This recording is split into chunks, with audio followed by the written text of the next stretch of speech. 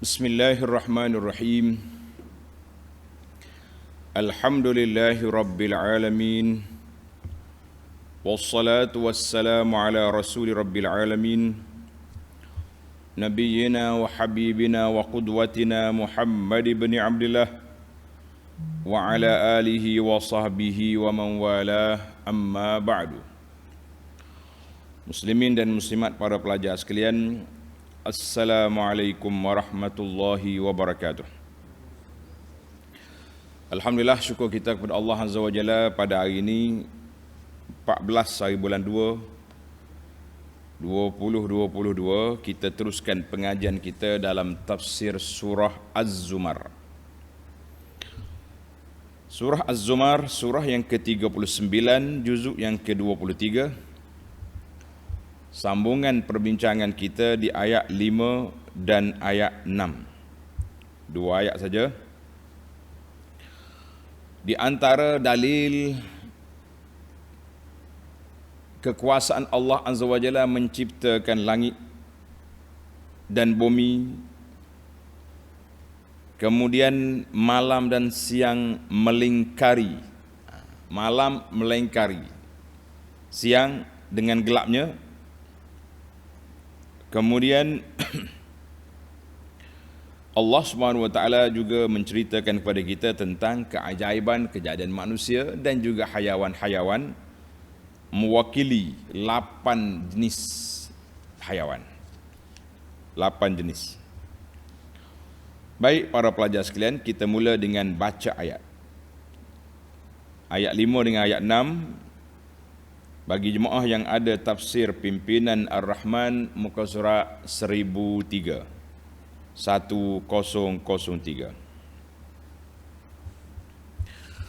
A'udzu billahis samii'il 'aliim minasy syaithaanir rajiim. Khalaqas samawati wal arda bil haqq يكور الليل على النهار ويكور النهار على الليل وسخر الشمس والقمر كل يجري لأجل مسمى ألا هو العزيز الغفار خلقكم من نفس واحدة ثم جعل منها زوجها وأنزل لكم من الأنعام 8 أزواج يخلقكم في بطون أمهاتكم خلقا من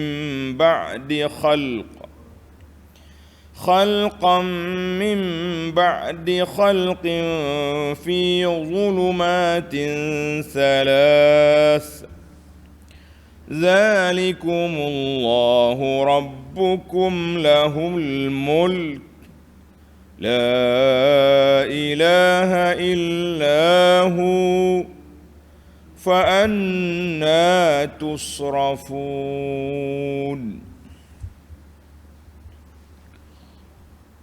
Balik kita kepada ayat 5.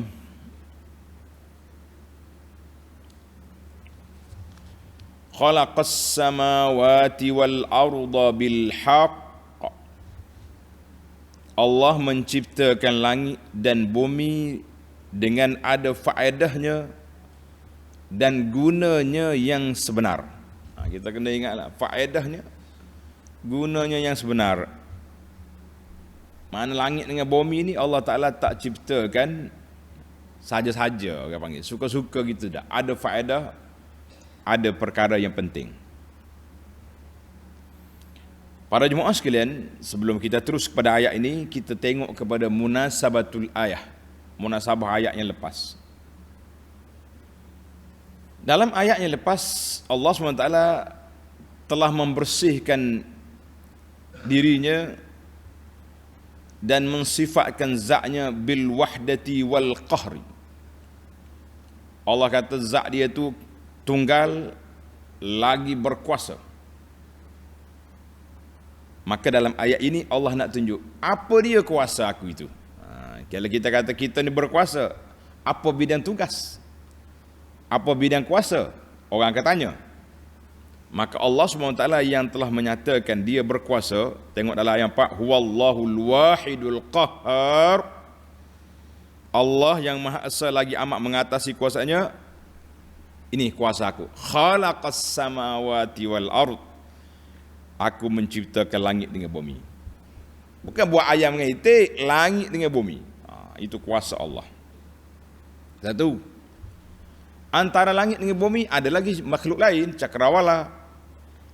Yukawwirul laila 'alan nahar. Allah pula menjadikan malam melingkari siang dengan gelapnya. Lingkar.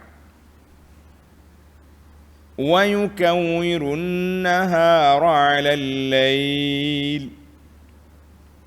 Dan menjadikan siang melingkari malam dengan cahayanya. Tengok, dia dua. Malam dengan siang ini salah satu daripada tanda-tanda kekuasaan Allah Azza wa Jalla. Tanda-tanda kekuasaan Allah Azza wa Jalla, malam dan siang. Maka kita pun nampaklah Allah Ta'ala tunjuk kuasa aku. Ini contoh. Tak segi jauh-jauh tengok langit dengan bumi atas kepala, ada di bawah kaki kita. Ada langit, ada bumi. Kemudian mu duduk satu hari satu, pasti ada pertukaran, melingkari malam dengan siang. Kenapa Allah guna yukawwir? Lingkar tu makna bulat. Sebab itulah ramai di kalangan ulama yang mengatakan bumi itu bulat. Kecuali yang pelik-pelik sekarang timbul bumi leper dipanggil. Tiga, wasakhara asy-syamsa wal qamar. Sakhara asy-syamsa wal qamara. Dan Allah menjadikan matahari dari keduanya menjadikan matahari dan bulan beredar menurut perintahnya. Menurut perintah Allah Azza wa Jalla. Jadi semua perkara yang Allah Ta'ala sebut di sini menunjukkan bahawa benda itu bergerak. Matahari bergerak, bulan bergerak, malam siang bertukar, melingkari satu sama lain. Maka benda ni duduk depan mata kita, kita nampak fungsinya, nampak faedahnya, nampak kesannya. Maka Allah Ta'ala bawa kepada kita 2-3 ayat. Tuan-tuan tanda nombor ayat ya, takut panjang. Di antaranya surah Ad-Dukhan. Surah Ad-Dukhan ayat 38-39. Wa ma khalaqnas samawati wal arda wa ma bainahuma la'ibin. Allah kata aku tak buat langit dengan bumi dan isi keduanya la'ibi, main-main. La. Ma khalaqnahuma illa bil haq. Kami jadikan kedua-duanya dengan benar. Surah Al-Mu'minun ayat 115. Afa hasibtum annama khalaqnakum abatha wa annakum ilaina la turja'un.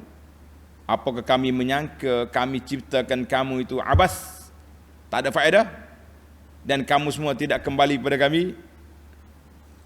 Ayat yang ketiga, Az-Zariyat ayat 56. Allah kata wa ma khalaqtul jinna wal insa illa liya'budun. Aku tak ciptakan jin dengan manusia kecuali fungsi dia mengabdikan diri kepada aku.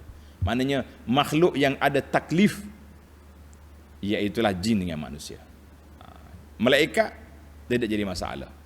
Malaikat diciptakan untuk taat. Tidak ada pertemuan, dia tak ada nafsu, tak ada perlawanan. Maka kerja malam dengan siang silih berganti.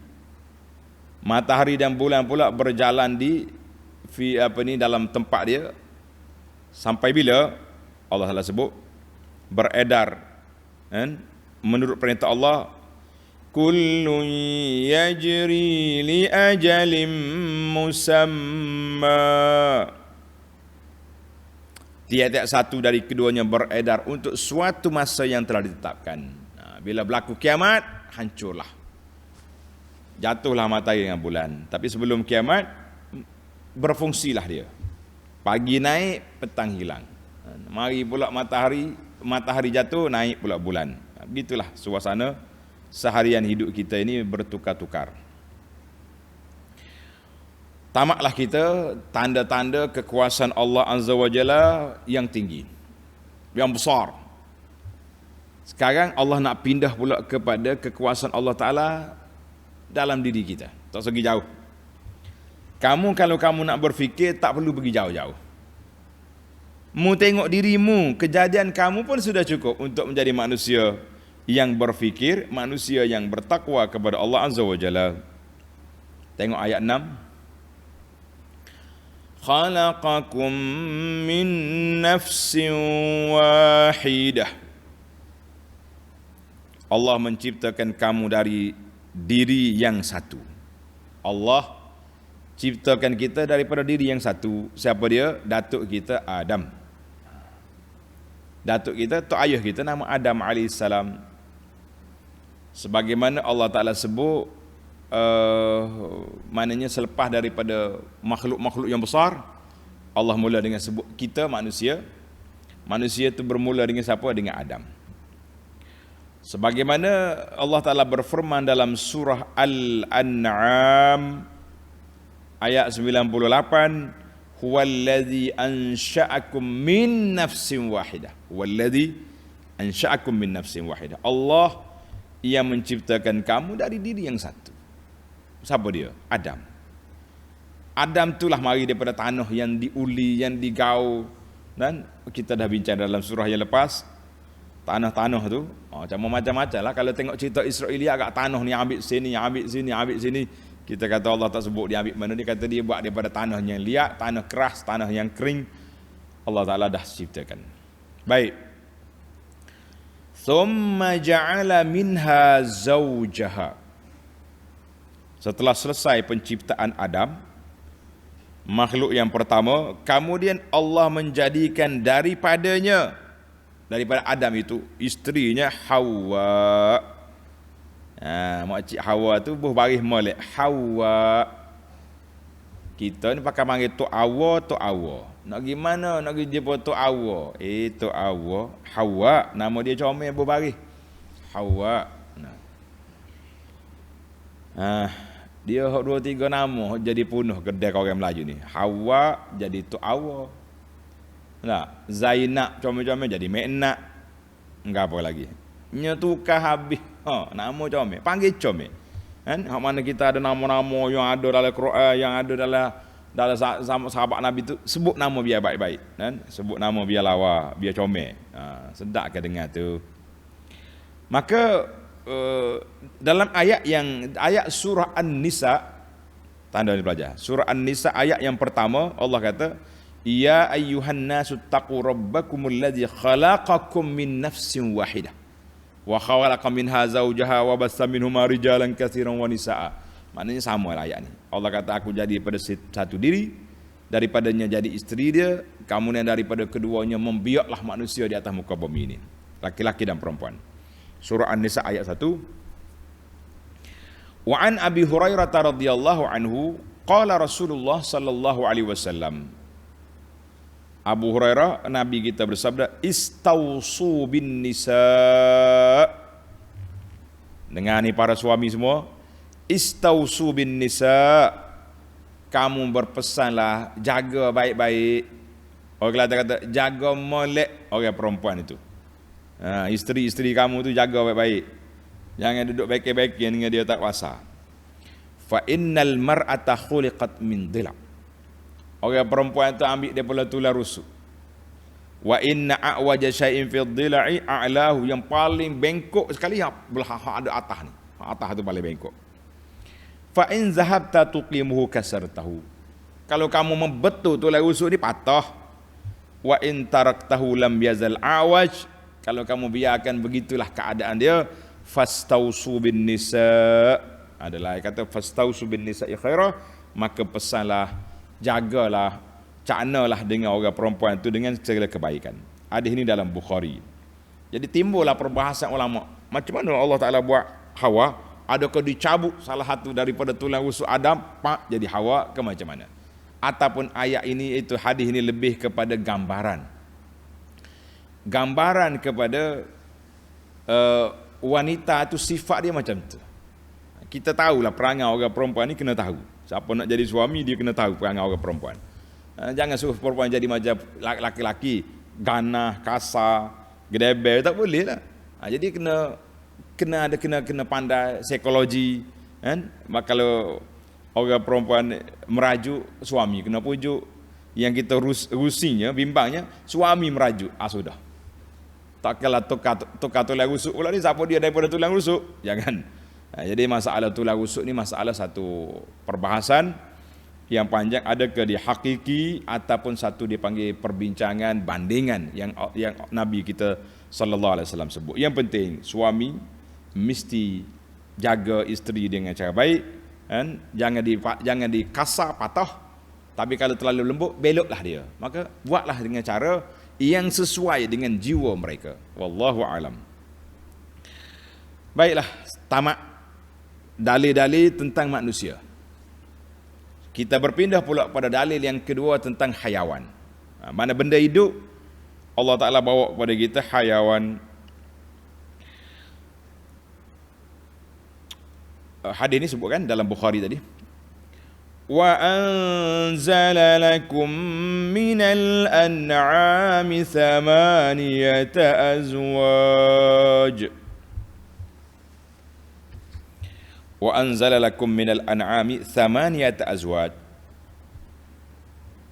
Dan Allah mengadakan, anzala bermakna ansya'a, bukan makna turun. Kalau turun tak ada ke hayawan ni turun dari langit juga. Nanti dalam faedah kita cuba bahas tentang anzala lakum minal an'am. Apa maksud dia? Turun tu macam mana?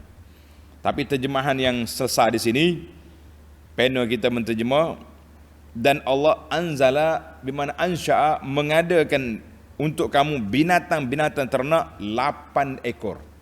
8 ekor binatang. Apa dia? Samaniyata azwaj, 8 ekor, yakni 4 pasangan jantan dan betina.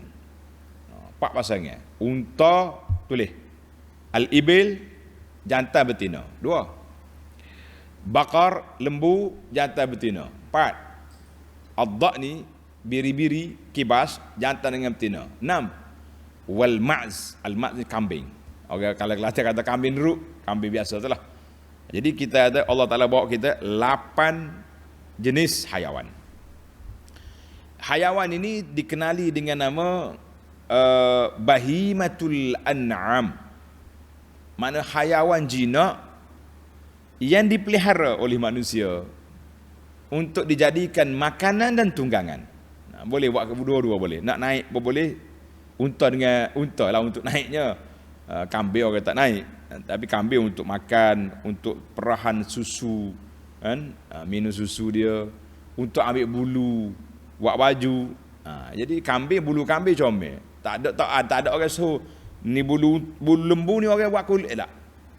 Itu dia ada, setiap hayawan tu ada fungsi dia. Baiklah. Samaniyat azwaj, untuk para pentadabbur tanda ayat suratul An'am ayat 143 dan 144. Samaniyat azwajin minad dha'ni itsnaini wa minal ma'zi itsnaini. Jadi detail dalam ayat tu. Qul az-zakaraini harrama ammil unthayain ila akhiri al-ayah. Wa minal iblis itsnaini wa minal baqari itsnain. Jadi ayat suratul An'am ayat 143 144 itu dia panggil tafsir Quran bil Quran. Al-Quran tafsir Quran. Ini yang paling menarik, kan? Sebab tafsir Quran dengan Quran tidak ada fakta yang bercanggah walaupun dalam masa 23 tahun. Maknanya mula-mula turun dulu dengan yang akhir tanasuk wat tanasuq. Maknanya selari dia punya bahasa dia maklumat dia pun tidak ada yang bercanggah.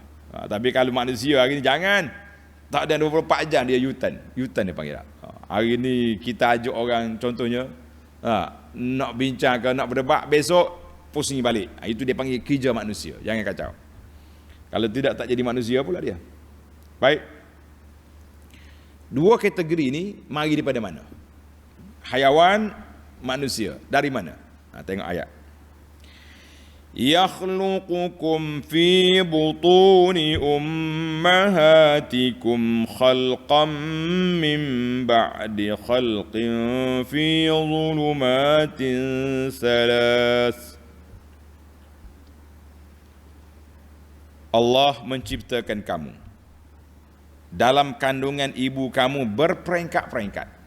Dia tak mari kun fayakun, dia mari berperingkat-peringkat.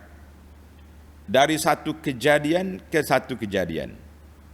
Tengok ni, tengok nota di bawah. Sebagaimana hadis Abdullah bin Mas'ud radhiyallahu anhu, qala haddatsana Rasulullah sallallahu alaihi wasallam wa huwa as-sadiqul masduq. Ibnu Mas'ud kata, Rasulullah yang sangat benar, yang dibenarkan segala ajaran dia oleh Allah Azza wa Jalla, telah menceritakan kepada kami, inna ahadakum yujma'u khalquhu fi batni ummihi 40 yawman thumma yakunu 'alaqah mithla dhalik thumma yakunu mudghah mithla dhalik ila akhiril hadis. Hadis ini sahih, dikeluarkan oleh Bukhari dan Muslim. Tengok terjemahan dia di nota di bawah 1537.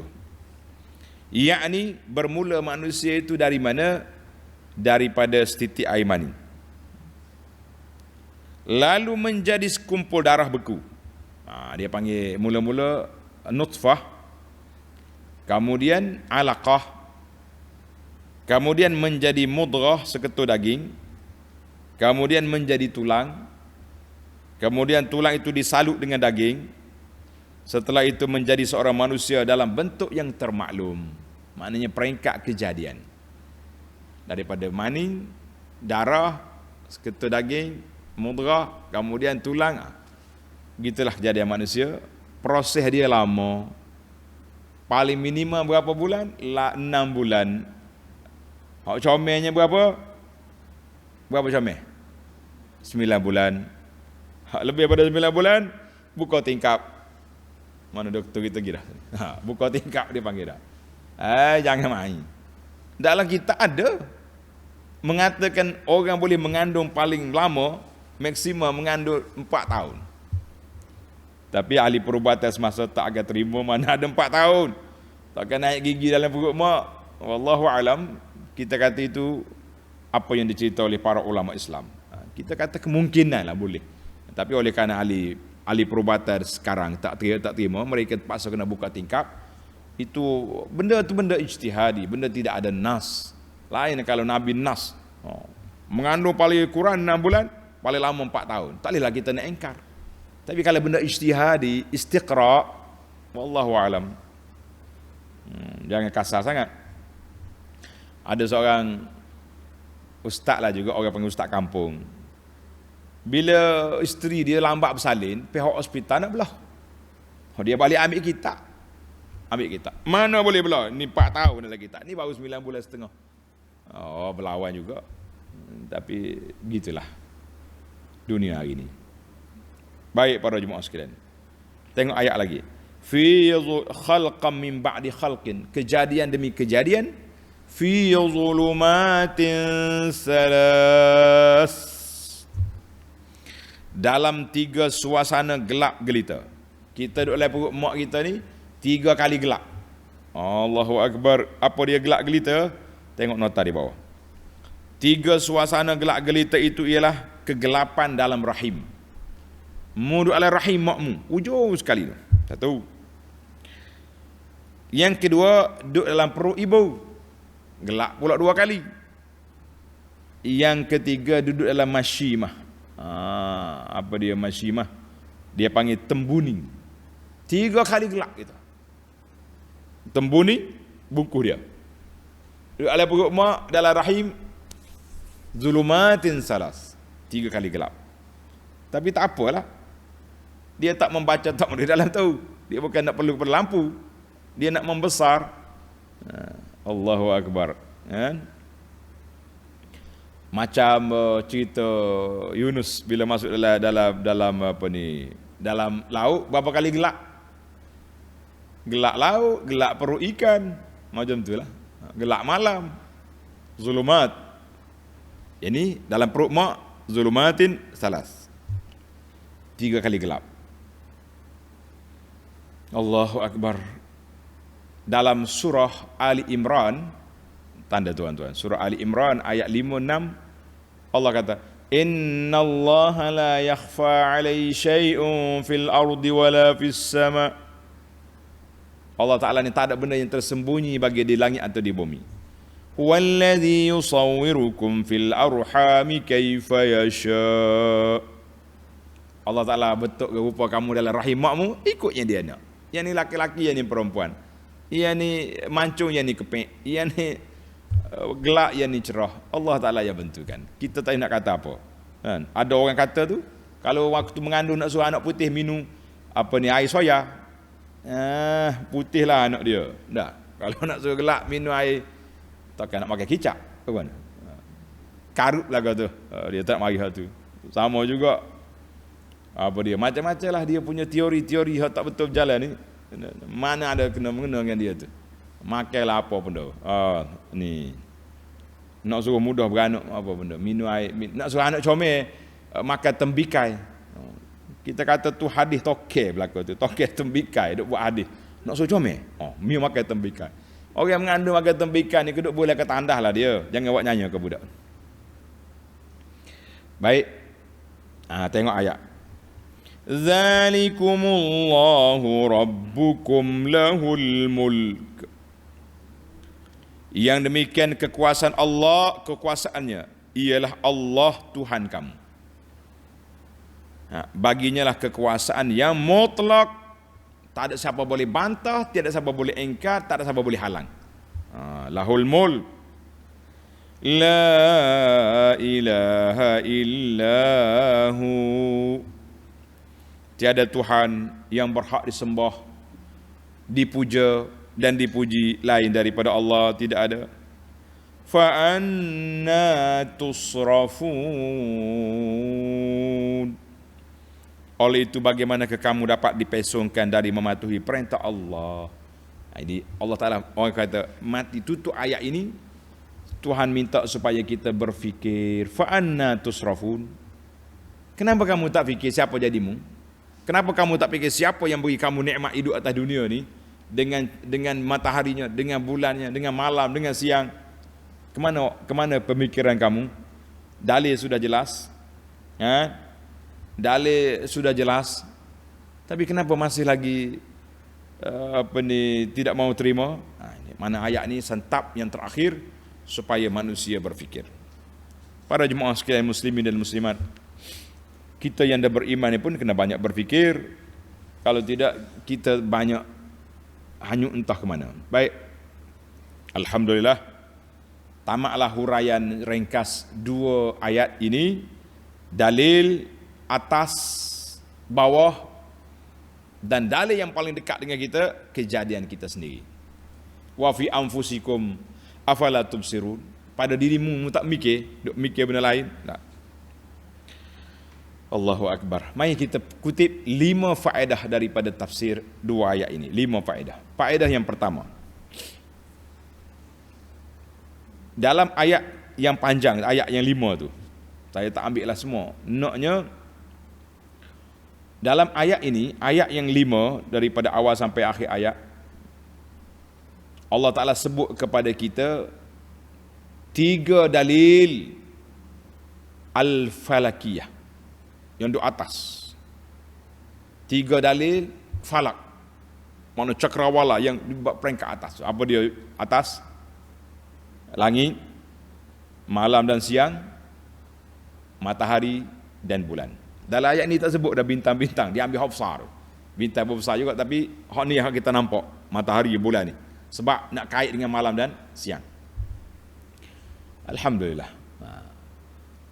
Maknanya penciptaan makhluk yang besar ini menunjukkan kepada apa? Tengok akhir ayat, siapa yang menciptakan itu? Ala huwal aziz al-ghaffar. Al-aziz dalam terjemahan kata dialah yang maha berkuasa, ai kamilul qudrah, yang berkuasa penuh. Aziz dengan makna yang berkuasa penuh. Walaupun Allah berkuasa penuh, kuasa mutlak, tiada siapa boleh bantah, tak siapa boleh larang, tapi Allah kembarkan dengan satu lagi nama dan sifat dia yang agung, Al-Ghaffar, azim, yang besar pengampunannya. Allahu Akbar. Ini bila Allah, kalau dia besar, dia kuat, menyebabkan kita kata takut. Kita takut, kita gerun, kita gementar. Tapi bila Allah Ta'ala buka pintu, aku ni pengampun, banyak rahmat, luahnya rahmat, maka mari balik harapan kita untuk mendapat keampunan Allah Azza wa Jalla. Mari semula harapan kita untuk mendapat keampunan Allah Azza wa Jalla. Jadi jangan bimbang, jangan putus harap lah. Itu gaya Al-Quran. Dia sentap, kemudian dibuka ruang untuk kita bertaubat. Allahu Akbar. Itu poin satu. Poin yang kedua dalam faedah yang pertama ni, bila Allah Ta'ala gambarkan, sifatkan dia Al-Ghaffar, Al-Ghaffar, munasabatun li zikril ajal. Tengok, sebelum Al-Ghaffar Allah kata apa? Kullun yajri li ajalin musamma. Matahari dengan bulan berjalan sehingga sampai tempoh yang terakhir. Kita manusia ni juga atas dunia berjalan sana sini sehingga sampai tempoh yang terakhir. Bila? Mati. Bermakna, tuan-tuan kena ingat, bila mati di sana ada kebangkitan semula. Bila tamat tempoh, mati, binasa. Setelah binasa akan hidup balik. Maka ayat ini Allah kata, mu hidup balik, mu jangan takut. Mu mati, mu jangan takut. Aku bersifat dengan Ghaffar, pengampun. Jadi kalau nak ampun, sekarang ni lah. Sekarang lah ni, kita atas dunia ni, kita cari keampunan Allah Azza wa Jalla. Keampunan Allah Azza wa Jalla.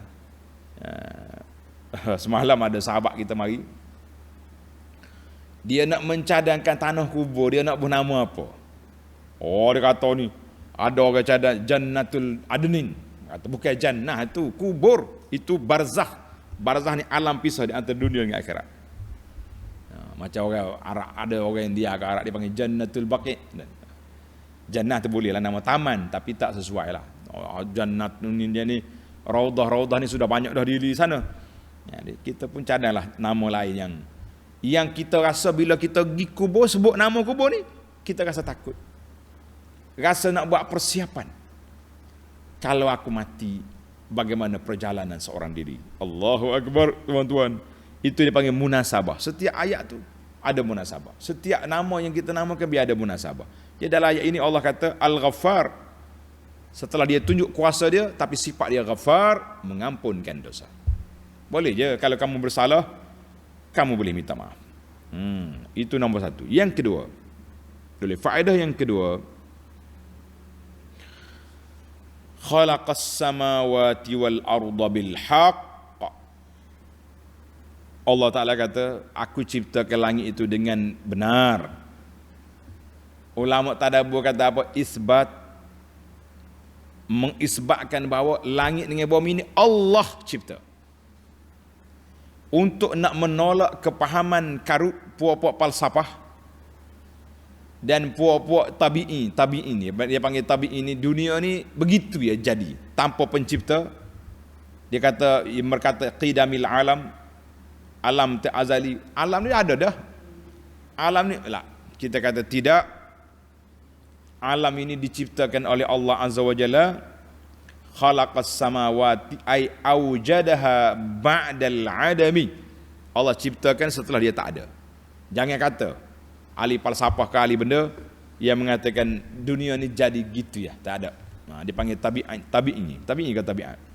Tabi'i maknanya benda tu jadi gitu. Malam memang dia tukar siang lah. Kita kata ada Tuhan yang mengatur, yang menyusun. Dan tengok, yukawwirul laila 'alan nahar. melengkari siang, lengkar malam, malam lengkar siang. Dalam kitab ni kata fihi isbatu kurawiyatil ardi. Ayat ini juga menunjukkan kepada bumi itu bulat. Wa ma'lum anna al-laila wa nahya ta'aqabani 'ala al-ardi. Malam dengan siang ni bergilir atas bumi ni. Sekarang ni giliran siang. Nanti petang nanti siang tak ada, malam pula mari. Fa iza kana sayruhuma takwiran dalla ala anna al-arda kurawiyah. Oleh kerana dia kata melingkari, kalau lengkar tu mana bulat. Kalau lepel tak panggil lengkar, orang panggil tudung. Sedap juga perbahasan ni. Ana tengok satu video yang dibuat oleh seorang pemuda. Dia kata, ada orang komen, dia kata kalaulah bumi ni bulat, waktu kita solat, kita duduk Malaysia, Mekah duduk sini, tak jumpalah kita punya kiblat. Nah, kita duduk sini, matahari duduk sini. Jadi kita hadap ke matahari. Teori. Dia punya teori. Kita kata menarik juga ni perbahasan. Alhamdulillah lah ahli-ahli falak kita telah pun buat kajian daripada zaman dulu lagi. Teori-teori tak payah sangatlah. Yang saya kalau nak berteori sangat, cari orang suruh hadap kiblat tu solat tu. Habiskan masa untuk itu daripada habis masa duduk tanya bola ke lepel, tak ada faedah banyak. Baik para jemaah sekalian. Kita berpindah kepada faedah yang ketiga. Faedah yang ketiga, yukawwirul laila 'alan nahar wa yukawwirun nahar 'alal lail. Pertukaran malam dengan siang itu nak menyatakan isbatu kamalu qudratillah. Sempurnanya kuasa Allah Ta'ala boleh tukar malam dengan siang, bersilih berganti ke atas bumi ini, silih berganti sebagaimana Allah Ta'ala sebut dalam surah Al-Qasas ayat 71, qul ara'aytum in ja'alallahu 'alaikumul laila sarmadan. Bagaimana kamu rasa kalau Tuhan buat malam senterus, tak ada siang, ataupun Tuhan buat siang tanpa malam? Tak sedap. Bila ada malam dengan siang baru kita rasa seronok. Panas, pop, mari sejuk. Sejuk, mari panas pula, boleh pergi kerja. Alhamdulillah. Allahu Akbar. Para jemaah sekalian, ini ilmu tadabbur. Allah nak suruh kita berfikir, jangan baca sajalah, lalu saja tak boleh. Sebab itulah kita baca sekali-sekala buku Miftah, kunci tadabbur Quran itu. Bagaimana kita nak faham Al-Quran? Bagaimana kita nak dapat faedah daripada Al-Quran? Ini cara dia. Baik, kita pergi kepada yang keempat. Yang keempat, khalaqakum min nafsin wahidatin thumma ja'ala minha zawjaha. Allah Ta'ala ciptakan kamu daripada diri yang satu, thumma tu kemudian dijadikan isteri daripadanya. Jadi timbul lagi perbahasan kenapa dia kata summa ni, dia ikut tertib. Summa ja'a fulan summa, datang orang ni kemudian mari orang tu. Kalau bersentak dia panggil waw. Jadi sedangkan dia kata ma'a anna khalqa Hawa min Adam, penciptaan Hawa daripada tu Adam sebelum daripada anak cucu. Kenapa dia guna sama? Ini perbahasan lughawi sikit. Jadi kata di ulama lughah, summa di sini bermakna huna litartib fil ikhbar la fil ijad. Susunan dalam bentuk cerita, bukan mengadakan. Kalau mengadakan Adam atau Hawa, selesai dua ni barulah mari anak cucu. Summa ja'ala minha zawjaha. Jadi itulah di antara jawapan yang paling ringkasnya dia kata, iaitu sama di sini mana fil ikhbar la fil ijad. Maknanya kita fahamlah bahawa Allah kata aku ciptakan Adam daripada diri yang satu. Ayat ini nak menolak pahaman fikrah al-mulhidah, fikrah puak-puak mulhid, puak-puak etis, puak-puak tak erti ni. Dia kata manusia ni asal manusia mari daripada monyet, kemudian dia punya tatawur berkembang pusing-pusing jadi orang. Kitanya kalau sempat jumpa dengan mendiang, berapa nama main teori monyet ni? Darwin. Kalau kita jumpa dengan dia lah, Abu Anas nak kata wing, you seorang lah daripada monyetnya, kami tidak. Tapi dah dia pun tak ada, dah biarlah. Kita teori dia pun tak betul, tak perlulah kita hidup kacau dia lagi. Baik. Kita pergi kepada yang terakhir sebagai penutup. Yang kelima, Allah Ta'ala sebut wa anzala lakum minal an'am. Allah kata wa anzala lakum minal an'am, dan ia mengadakan. Dalam ayat ini diterjemah mengadakan. Anzala dengan makna turun. Adakah binatang ini turun dari langit? Sedap juga soalan. Dia kata dak, annal an'am lamma la ta'ishu illa bin nabat. Binatang tak boleh hidup kecuali dengan tumbuhan, rumput rampai, makanan. Tumbuh-tumbuhan pula tak boleh hidup kecuali dengan hujan.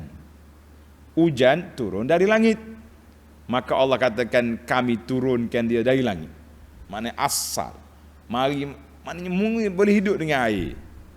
Dia panggil tasmiyatul musabbab bismi sabab. Namakan musabbab tu dengan sebab. Itu satu bahasa. Ada juga pendapat yang kedua kata wa anzalna ay bermakna wa qada lakum, seperti dalam kitab ni. Dalam terjemahan ni ay aku menciptakan kamu. Wa anzalna Allah mengadakan bagi kamu. Maknanya Allah Taala ciptakan. Mana asal lagi Allah Taala letakkan di lauhil mahfuz bahawa dia akan buat hayawan untuk manusia. Kita pun bolehlah naik, boleh makan. Kan? Panjang lagi lah. Ada 5, 6, 7 perbahasan. Kita pun tak nak bahas panjang lah. Baik, cuma nak faham ya kenapa dia guna sama. Dalam ayat ini Allah kata aku turunkan lam sama dia ta'azwaj, 8 jenis hayawan.